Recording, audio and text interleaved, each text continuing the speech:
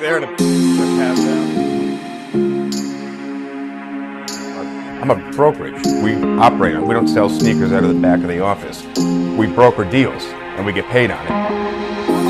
There to. Okay, well, I'll tell you when you can try it.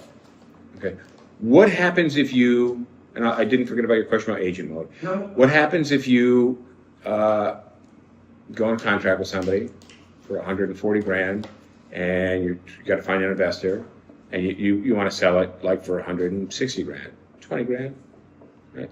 But you're struggling to find an investor, so you're like, 150. I'll make 10 grand. I need it, all right?